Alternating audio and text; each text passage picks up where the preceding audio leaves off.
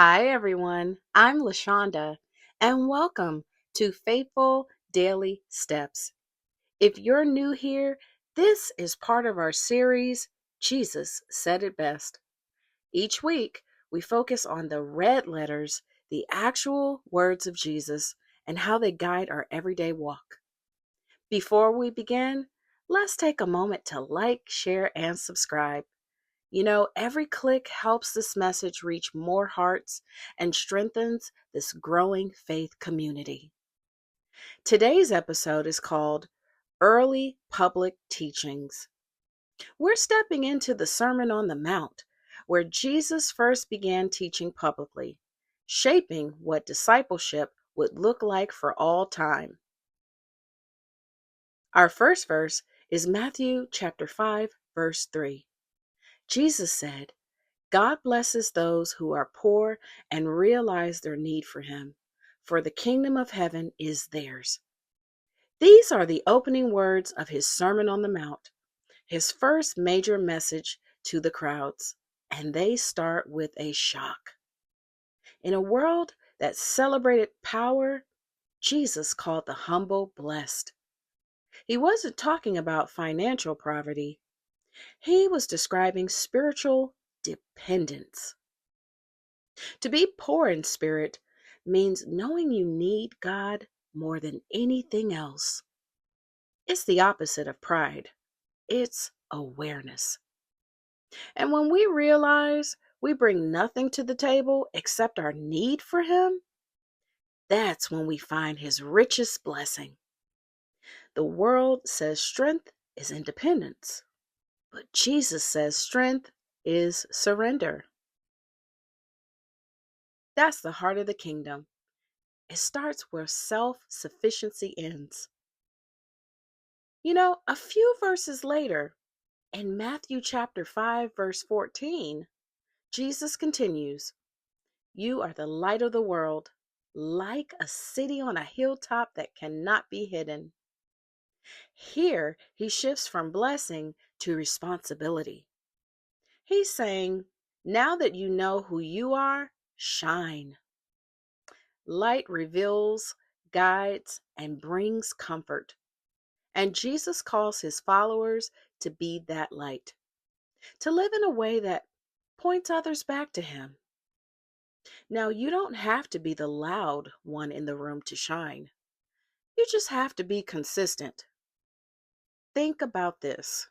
Light doesn't argue with darkness. It simply overcomes it. Your kindness, your integrity, your compassion, there are reflections of Christ's light in you. And when Jesus said, You are the light of the world, he wasn't giving a compliment, he was giving a calling. Now, these two verses, Matthew chapter 5, verse 3, and Matthew chapter 5, verse 14, they actually belong together. One speaks to dependence, while the other speaks to purpose. One grounds you in humility, the other calls you to action. Jesus begins his public teaching by showing us that spiritual depth and outward impact are connected. You can't shine brightly for God without staying anchored in Him. The Beatitudes weren't motivational quotes, they were heart checks. Jesus was saying, Know your need, then share your light. The Beatitudes weren't motivational quotes, they were heart checks. Jesus was saying, Know your need, then share your light. That's the rhythm of healthy spiritual life. Dependence fuels influence. It's easy to forget how radical these teachings were. People expected the Messiah who would overthrow governments. Instead, Jesus stood on a hillside and said, Blessed are the poor in spirit. He redefined greatness. He redefined what it meant to follow God. And he told us to live visibly, not for attention, but for transformation. So let your light shine where you work, where you rest, and even where you struggle. Someone's breakthrough might begin with your obedience. Here's something to think about. There are 8 Beatitudes in total, each one starting with God blesses. But only this first one, blessed are the poor in spirit, mentions the kingdom of heaven in the present tense.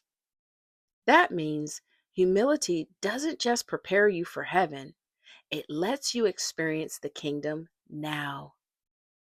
Your faithful daily step this week: ask God to remind you where your light is needed the most, and then be bold enough to shine there. And your quiz: in what sermon did Jesus first say, "You are the light of the world"? Was it A, Sermon on the Mount, B, Sermon by the Sea, C, Sermon on the Plain, or D, Sermon at the Temple? Drop your answer in the comments, and I will share them in the comments for the next episode. If today's message spoke to you, take a second to like, share, and subscribe with your friends. Every time you do, you help spread God's word farther than we can see. I thank you for being a part of this journey with me. I am LaShonda, and this has been Faithful Daily Steps. Remember, Jesus said it best. Let's live it daily.